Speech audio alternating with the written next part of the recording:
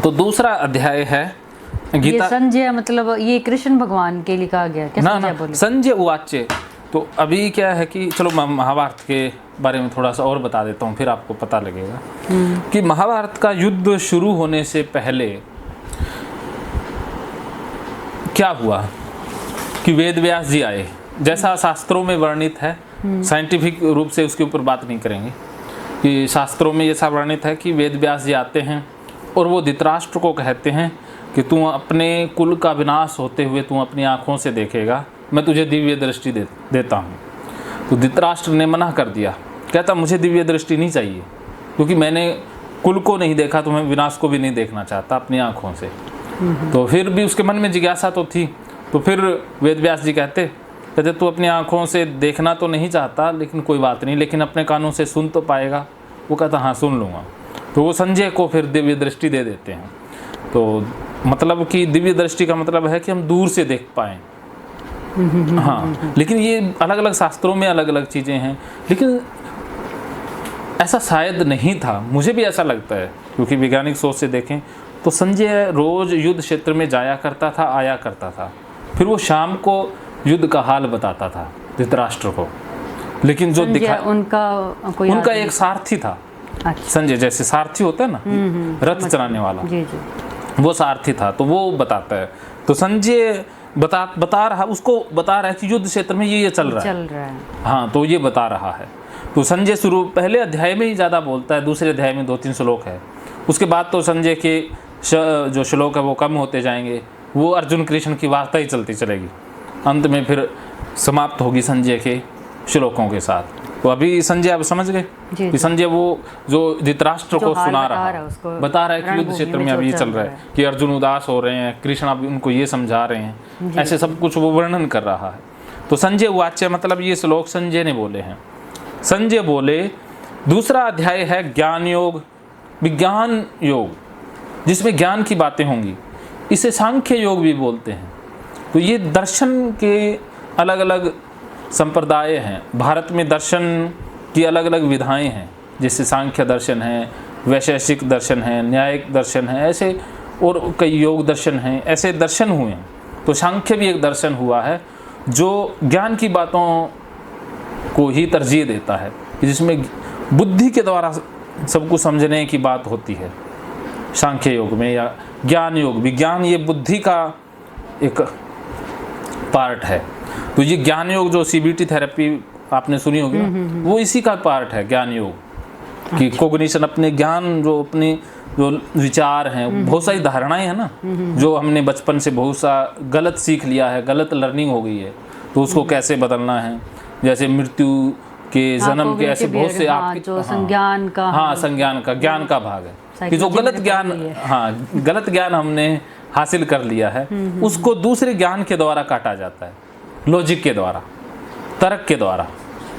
तो ये है सांख्य योग। इसे कर्म योग का भी इसमें काफ़ी भाग आ जाता है, लेकिन पूर्णतः इसे सांख्य योग ही कहा गया है। तो संजय बोले इस प्रकार करुणा से व्याप्त और आंसुओं से पूर्ण तथा व्याकुल नेत्रों वाले शोक युक्त उस अर्जुन के प्रति भगवान मधुसूदन ने ये वचन कहा कि अब तक भगवान श्री कृष्ण ने एक ही श्लोक नहीं बोला था, कि पहले अध्याय में तो कृष्ण बोलते ही नहीं हैं, अर्जुन ही बोले जा रहा था, अर्थात गीता अर्जुन ही सुना रहा था। अब अर्जुन तो बैठ गया है, गीता सुना के थक चुका है, गीता का कोई सार निकला नहीं है, तो अब कृष्ण शुरू करते हैं। तो कृष्ण क्या कहते हैं? श्री भगवान बोले हे अर्जुन, तुझे इस असमय में यह मोह किस हेतु प्राप्त हुआ है?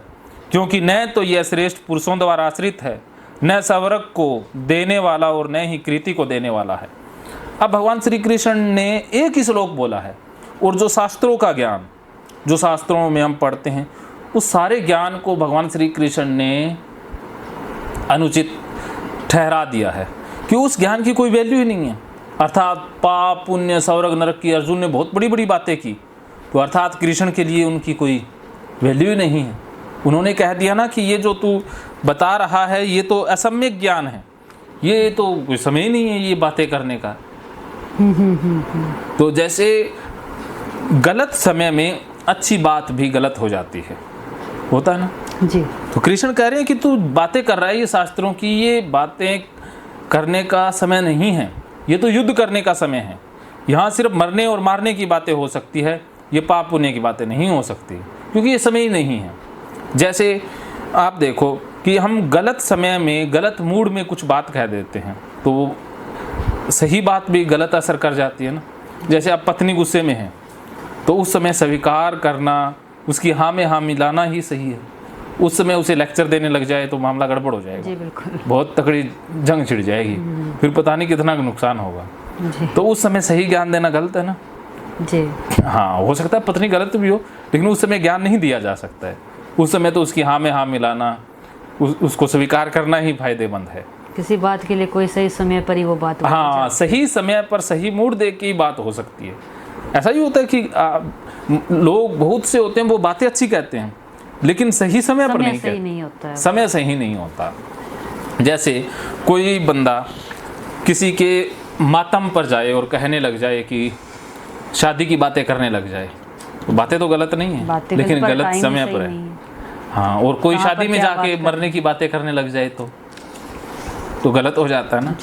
तो ऐसा ही अर्जुन कर रहा है कि भाई जैसे देखो एक बंदा है, उसको शादी का चाव है, घोड़ी भी चढ़ जाता है, सब कुछ हो जाता है, शादी करने पहुंच गया, लेकिन जब फेरों का टाइम आया तब भागने लग गया कि ना ना ना मैं तो शादी नहीं करूँगा। तो लोग कहेंगे कि भाई ये अब भाग रहा है, तो भागना ही था तो पहले भाग जाता।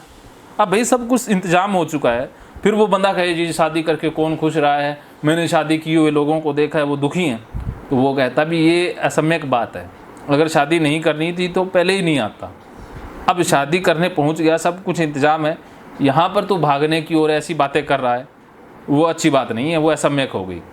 ऐसा ही अर्जुन कर रहा है कि युद्ध शुरू होने वाला है और वहाँ पर आकर के वो उलझ गया है। तो कृष्ण कहते हैं कि ऐसी बातें श्रेष्ठ पुरुषों द्वारा आचरित नहीं है, कि जो सही लोग होते हैं वो ऐसी बातें नहीं करते। आपने देखा होगा कि ज्ञानी इंसान वो नहीं होता जो ज्ञान की बातें करे, ज्ञानी इंसान वो होता है जो सही समय पर सही बात करे। क्या समझे? ज्ञानी इंसान वही होता है सर जो समय देखकर हमें क्या बात बोलनी है नहीं बोलनी है, उस टाइम पर वही बात करे, वही ज्ञान है। ज्ञान तो सभी के पास ही है, पर कब बोलना है कब नहीं बोलना कब बोलना है, कब चुप रहना है, कब कितना बोलना है, ये जिसको ज्ञान हो गया वही ज्ञानी है। तो संतों को पास जाते हैं, या कुछ लोग ऐसे होते हैं ना जो हमें देखकर बोलते हैं कि हमारे अंदर ज्ञान लेने की जिज्ञासा है तो वो ज्ञान देंगे, वरना वो बोलेंगे ही नहीं जी। तो लेकिन आजकल के जो पैसे लेके ज्ञान देने वाले तो वही शुरू हो जाते हैं, सामने वाला ज्ञान देने की मुद्रा में वो भी ज्ञान दे रहा है, तो गुरु गुरु बने बैठे हैं। आजकल शिष्य गुरु नहीं मिलते, गुरु गुरु ही मिलते हैं। शिष्य गुरु को सिखाने, हाँ, लेता कोई नहीं है, सबके पास ज़्यादा ही है, हद से भी ज़्यादा है, देख के आएंगे, लेता कोई नहीं है। तो ये देखो, जब तक शिष्य गुरु पहले ऐसे होते थे, जब तक शिष्य के अंदर वो शिष्य तब ना आ जाए ना, तब तक उसे कुछ भी नहीं सिखाते थे। गुरु शिष्य परंपरा में गुरुकुल हुआ करते थे, वहाँ पर शिष्य को लेकर आते, तो ऐसे थोड़ी नहीं है पहले दिन उसको शुरू कर देते, पहले उसे कपड़े दिलवाते, बर्तन मंजवाते, सारा काम करवाते रहते थे ना, वो सीखने के स्टेज पर आ जाता। हाँ, तो अगर किसी के अंदर अहंकार है तो वो पहले ही भाग जाएगा। जिसके अंदर समर्पण आ गया, गुरु के ऊपर जिसने छोड़ दिया, जो काम में ही आनंदित होने लग गया, तो गुरु अपने आप सिखा देते थे ना, ऐसे शिक्षाएं पूरी होती थी जी। हाँ, अब तो क्या है कि भाई रोज सिलेबस पूरा करो, ये करो, अब सिलेबस पर ही फोकस रह गया, तो अब कचरा भरने पर फोकस है। तो पहले गुरु खाली किया करते थे, शिष्य को खाली किया करते थे ना, फिर ज्ञान देते थे। अब शिष्य तो पहले ही भरा हुआ आता है, उसको और भरने पर लगे हुए हैं, तो इसी कारण से डिप्रेशन है। तो यही कृष्ण की खास बात है कि वो अर्जुन को अब ज्ञान नहीं दे रहे हैं, वो कह रहे हैं अभी। तो अभी इसलिए है अर्जुन, नपुंसकता को मत प्राप्त हो, तुझमें ये उचित नहीं जान पड़ती। हे परमतप हृदय की तुच्छ दुर्बलता को त्याग कर युद्ध के लिए खड़ा हो जा। कृष्ण ने गीता समाप्त कर दी है, कृष्ण की तरफ से गीता समाप्त हो गई है। दो श्लोक कह दिया कि भाई ये तो तेरी नपुंसकता है, कमजोरी है कि तू जो शास्त्रों की बातें कर रहा है, बुद्धिमानी की बातें कर रहा है, पाप पुण्य की, तो ये सारी तेरी नपुंसकता है। तो अर्जुन का एक नाम नपुंसक भी है। अच्छा। क्यों नाम है ऐसा? क्योंकि वो मर्दानगी वाले उसके अंदर गुण नहीं थे, कि असली मर्द नहीं था वो। कृष्ण जैसे असली मर्द होते हैं, क्योंकि वो औरत की भावनाओं को भी नहीं समझ पाया, क्योंकि अर्जुन के बस की बात नहीं थी कि किसी औरत को समझ पाए। जैसे एक बार क्या हुआ कि वो इंद्रलोक गया हुआ था, वहाँ पर उर्वशी नाम की एक वो थी अप्सरा, अप्सराएं होती थी ना पहले, तो अप्सरा का दिल आ गया था अर्जुन के ऊपर, तो वो उससे मिलना चाहती थी। लेकिन अर्जुन तो अर्जुन है, अपने बिलीफ में फंसा हुआ है, तो उसने मिलने से मना कर दिया कि तू तो मेरी माता समान है, ये है वो है। अब देखो, जिसको जो ज़रूरत थी, लेकिन वो उसने कुछ नए तरीके से उसको गुस्सा दिला दिया, तो अप्सरा ने उसे फिर श्राप दे दिया कि तू नपुंसक बन के या वृणहला, जो कि किन्नर होते हैं ना, ये हिंजड़ा बन के ही रहेगा। तो 1 साल अर्जुन को वो रोल भी निभाना पड़ा था। तो देखो, अर्जुन मर्दों वाली तो तब भी बात नहीं थी, अर्थात उसने परिस्थिति या उसके मन को नहीं समझा था। ऐसा नहीं था, कुछ मन को देखना था ना भी इंसान किस भावदशा में बात कर रहा है। तो उसने उसको अलग ही शब्द ज्ञान देना स्टार्ट कर दिया। भी उसे ज्ञान की ज़रूरत नहीं थी, उसे स्नेह चाहिए था, लेकिन उसने स्नेह की बजाय अपना ज्ञान झाड़ना स्टार्ट कर दिया। तो ऐसे अर्जुन ने बहुत से कारनामे ऐसे किए जब वो नपुंसक ही था। एक बार क्या हुआ कि अर्जुन के पास वो आए, नरकासुर नाम सुना होगा राक्षस का। तो कुछ ऋषि मुनीषी आए, वो कहते भी अर्जुन, नरकासुर भी बहुत सी स्त्रियों को कैद किए हुए हैं, तो उनको छुड़वाना है। तो अर्जुन कहता, ना, मैं तो नहीं छुड़वाऊंगा, नरकासुर मेरा तो दुश्मन है नहीं, और मुझे तो कुछ कहता ही नहीं है, मैं तो नहीं जाऊंगा। तो नहीं गए। तो अब वही ऋषि मुनीषी फिर कृष्ण के पास जाते हैं द्वारका, और कहते हैं कि नरकासुर ने 16,100 स्त्रियों को कैद कर रखा है, तो आप छुड़वाओ। कृष्ण तो तैयार हो गए, और वो कोइंसिडेंटली, संयोग बस, अर्जुन भी वहाँ आया हुआ था द्वारका में। तो कृष्ण कहते भी, ऋषि मुनियों तुम घबराओ मत, मैं भी चलूँगा और अर्जुन भी जाएगा, क्योंकि अर्जुन भी यहाँ आया हुआ है, हम दोनों मिलकर नरकासुर को मार देंगे, क्योंकि नरकासुर बहुत शक्तिशाली राजा था। तो वो ऋषि मुनीषी कहते कृष्ण जी, अगर आप बुरा ना मानो तो एक बात कहें। तो कृष्ण कहते भी, बताओ।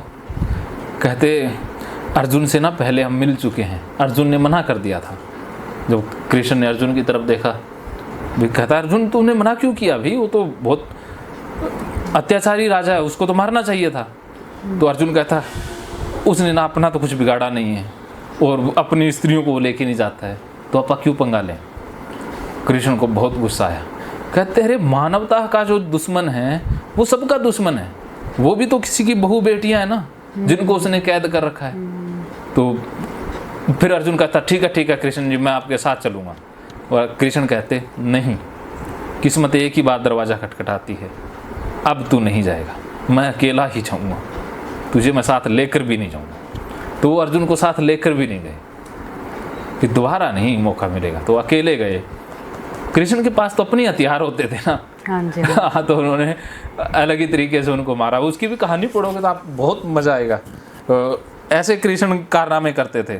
तो अर्जुन के साथ ये विडंबना जुड़ी हुई है कि वो नपुंसक ही है, और युद्ध के मैदान में युद्ध करने का मौका उसे मिला है वर्षों बाद। जीवन में पहली बार उसको खोया हुआ प्राप्त करने का मौका आया है, और इस मौके पर वो भाग रहा है। अर्जुन उस व्यक्ति का नाम है जो ऐन मौके पर आकर के जवाब दे जाता है। जब पूरा मौका आ जाता है ना कि अब तो लड़ना है, उसी मौके पर आकर के अर्जुन जैसे बंदे जवाब दे जाते हैं। वैसे बहुत अच्छे हैं, काम भी कर देंगे, स्किलफुल भी हैं, लेकिन ऐन वक्त पर आकर के काम नहीं आएंगे, भाग जाते हैं। तो यहाँ भी भागने की सोच रहा है। तो कृष्ण कहते हैं कि तू ये छोड़, तेरी दुर्बलता है ये, और कुछ भी नहीं है। तो पहले अध्याय में अर्जुन ने इतना ज्ञान कृष्ण के ऊपर उड़ेल दिया था, तो कृष्ण कह रहे हैं कि वो दुर्बलता है। अर्थात ये तो जो ज्ञान की बातें करते हैं वो दुर्बल लोग ज़्यादा किया करते हैं, क्योंकि उनके अंदर खालीपन है, तो उसको भरने के लिए वो ऐसे उलझे रहते हैं अलग अलग तरीकों में। तो एक तो होता है ज्ञान की प्यास, और एक होता है भी अंदर की दुर्बलता को छिपाने के लिए ज्ञान का मंथन करना। तो कृष्ण कहते हैं भी खड़ा हो जा। तो गीता यहाँ पर समाप्त हो चुकी है, लेकिन देखते हैं अर्जुन आगे खड़ा होता है या नहीं होता। अर्जुन बोला, देखिए इसमें कृष्ण जोर का झटका अर्जुन को देते हैं। कई बार हम भी कह देते हैं ना किसी बच्चे को कि तू अरे ऐसे ही कायर बना पड़ा है, तू पास हो जाएगा, स्कूल जा। कई बार बच्चा कहते हैं कि मैं स्कूल में नहीं जाऊँगा, प्रॉब्लम होती है, तो हम ऐसे ही उसको जोर का झटका दे देते हैं ना कि तू तो बहुत अच्छा बच्चा है, ऐसे कायरों की तरह थोड़ी ना दुबक के घर में बैठ सकता है। तो एक बार जोर का झटका दे देते हैं। तो वो जोर का झटका इसलिए दिया जाता है कि ताकि उसको ईगो है वो हरकत में आ जाए। ईगो के साथ चोट की ना, तो ईगो के लिए देखिए अपने आप को बचाने के लिए बहुत से तरीके होते हैं। तो ईगो जिसका आप सहला दें या ईगो को हवा दे दें तो वो फिर करने को तैयार हो जाता है। होता है ना, जैसे आप किसी को हमने कह दिया कि तू ये कर ही नहीं सकता, तेरे बस की बात ही नहीं है, तो इंसान जरूर करेगा। हाँ, वो करेगा ना, क्योंकि उसके ईगो को हमने छेड़ दिया है। तो कृष्ण ने ईगो के ऊपर चोट की। लेकिन जिनके अंदर डिप्रेशन होता है ना, उनके ईगो को चोट कर दोगे तब भी कोई फर्क नहीं पड़ेगा, वो रोने ही लग जाएंगे जी। ऐसा होता है ना, उनका ईगो घायल हो जाता है। हाँ, वो ईगो, हाँ सर यही होता है। हाँ, पूरा बताओ, आपको तो पता है। पता नहीं सर, एक ईगो वाला भाव ही इतना नहीं रहता है। वो ना उसको ना कितना ही मोटिवेट करो, कुछ होता ही नहीं, कुछ होता ही कुछ कितना ही गुस्सा दिलाओ, उसे गुस्सा भी नहीं आएगा। डिप्रेशन से पीड़ित व्यक्ति को गुस्सा नहीं आएगा, उसे रोना आ जाएगा। हाँ, रोना जरूर आता है। हाँ, लेकिन गुस्सा नहीं कर पाएगा, वो गुस्सा नहीं कर, भाग जरूर जाएगा, बचने के प्रयास में आ जाएगा जी, और ज्यादा वो भाव विभोर हो जाएगा, गुस्सा नहीं आ पाएगा। तो कृष्ण गुस्सा दिला रहे थे, लेकिन अर्जुन की समस्या तो गहरी है, तो ये जोर का झटका काम नहीं आया। तो अब देखते हैं कृष्ण किस तरीके से अर्जुन का इलाज करते हैं। तो अब अर्जुन बोला, हे मधुसूदन, मैं रणभूमि में किस प्रकार बाणों से भीष्म पितामह और द्रोणाचार्य के विरुद्ध लड़ूंगा, क्योंकि हे हरिसूदन ये दोनों पूजनीय हैं। अब अर्जुन हिल तो चुका है, गड़बड़ तो उसके अंदर आ चुकी है कि उसके अंदर उथल पुथल तो हो गई है। तो वो कहता है मैं रणभूमि में किस प्रकार, या वो भूल चुका है किस प्रकार। वैसे उसको तीर चलाना आता है, सब कुछ आता है, लेकिन वो भी भूल गए। आपको भी एहसास होगा कि डिप्रेशन में आप बहुत सी चीज़ें भूल सी गई हैं, कुछ भी, जैसे जिन कामों में पहले आप निपुण थी वो जैसे हो ही नहीं पा रहे हैं ना। नहीं हो, हाँ, वो स्किल जैसे कि कैसे होगा, भूल गए ना। सब कुछ आता था, लेकिन कैसे होगा। तो अर्जुन भी यही पूछ रहा है कि मैं कैसे लड़ूंगा, अर्थात अर्जुन स्किल ही भूल गया है लड़ने की। ये नहीं कह रहा कि क्यों लड़ूंगा, कहता कैसे लड़ूंगा, कैसे पर आ गया है। फिर उसने बात को पलट दिया है, क्योंकि अभी उसके अंदर बुद्धि जीवित है, बुद्धि नहीं छोड़ी है उसने, अपना दिमाग नहीं छोड़ा है। कह रहा है कि हे हरिसूदन दोनों पूजनीय हैं। अब आ गया अपनी बात को छिपाने के लिए कि ये पूजनीय हैं, इसलिए इन महानुभावों गुरुजनों को न मारकर मैं इस लोक में भिक्षाकान भी खाना कल्याणकारक समझता हूँ, क्योंकि गुरुजनों को मारकर भी इस लोक में रुधिर से सने हुए अर्थ और काम रूप भोगों को ही भोगूंगा। उसने अपने शास्त्रों की पिटारी फिर से खोल दी है कि अगर इनको मार दिया तो भाई मैं तो खून से सने हुए हाथ, ये वो बहुत सी बातें कर दी ना, तो पाप भाव बहुत गहरा हो गया है। डिप्रेशन में पाप भाव, पछतावा, रिग्रेट, ये सारी चीज़ें आ जाती हैं। तो अर्जुन के अंदर ये सारी चीज़ें इन्हीं श्लोकों से देखने को मिल रही हैं। अब अर्जुन कह रहा है आगे, अब अर्जुन ने अपनी कायरता स्वीकार कर लिए, अब उसने शास्त्र बंद कर दिए, क्योंकि कुछ बातें शास्त्रों की आती है। देखिए अर्जुन की बातों में कोई तालमेल नहीं है। अभी तो वो कह रहा कि ये पूजनीय है, कैसे लड़ूंगा, अब फिर कह रहा है कि ये इनको मार कर कल्याण भी नहीं देखता, अर्थात मैं मारूंगा ही नहीं, इनको मारने से फायदा नहीं है। फिर कह रहा है कि इनको न मार कर मैं इस लोक में ये वो, अब फिर उसने नई बात शुरू कर दी है, हम यह भी नहीं जानते कि ये हमारे लिए युद्ध करना न करना इन दोनों में से कौन सा श्रेष्ठ है। अर्थात आप इसको ये भी नहीं पता आप युद्ध करना चाहिए नहीं करना चाहिए, क्या सही है, भी डिसीजन भी नहीं ले पा रहा है। अथवा यह भी नहीं जानते कि हम जीतेंगे या वो जीतेंगे। अब ये कह रहा है कि पता भी नहीं है मैं हारूंगा या जीतूंगा। तो उसको अपनी जीत के ऊपर भी शक होने लगा है ना। कि अभी देखो आपने एक बात कही थी कि कृष्ण को नहीं पहचान पाया, उसे अर्जुन को इतना ही पता है कि इसको रथ चलाना आता है और कुछ के अंदर का जो था। हाँ, तो उसको और बाकी पता नहीं, अर्जुन नहीं समझ पाया कृष्ण को। उसे ये नहीं पता कि कृष्ण सब कुछ कर सकते हैं, उसको ये पता है कि अर्जुन कृष्ण तो रथ चलाएंगे, युद्ध तो मुझे लड़ना है ना। अर्जुन को पता है कि युद्ध तो मैंने लड़ना है, तो कहता पता नहीं हम जीतेंगे या वो जीतेंगे। नहीं तो आप तो कह रहे हो कृष्ण जिसके साथ हो उसको डरने की जरूरत है, लेकिन उसने कृष्ण के साथ को तो समझा ही नहीं है, पहचाना ही नहीं। हाँ, पहचान नहीं है। तो वो खुद कह रहा है कि हमें पता नहीं है कि हम जीतेंगे या वो जीतेंगे। जिनको मारकर हम जीना भी नहीं चाहते, वे हमारे आत्मीय धृतराष्ट्र के पुत्र हमारे मुकाबले में खड़े हैं। फिर उसे धृतराष्ट्र के पुत्र अपने लगने लग गए। कभी वो कन्फ्यूजन में है ना, बिना पूरा कंफ्यूज हो चुका, पूरा कंफ्यूज। तो मिस्टर कंफ्यूजन है अर्जुन। जहाँ कंफ्यूजन नहीं है वहाँ भी कंफ्यूजन पैदा कर देता है। कुछ लोग ऐसे होते हैं ना, भी सिंपल सी चीज़ होती है उसे भी उलझा देते हैं। जी। तो सिंपल सी चीज़ें भी अर्जुन उलझा देगा गीता में। कृष्ण फिर सिंपल करेंगे, अर्जुन फिर उलझाएगा। तो यहाँ पर देखो, एक श्लोक में कुछ ही बोलता है, दूसरे श्लोक में कुछ ही बोलता है। इसलिए कायरता, अब देखो, अब उसने बहुत सी बातें कह दी, अब फिर उसने नई पलटी मारी। अब देखा उसने कृष्ण की तरफ, तो कृष्ण तो वैसे के वैसे खड़े हैं। तो अब उसको लगा कि ये बात तो नहीं बनने वाली। तो अब उसने कहा है, इसलिए कायरता रूप दोष से उपवत स्वभाव वाला तथा धर्म के विषय में मोहचित हुआ मैं आपसे पूछता हूँ।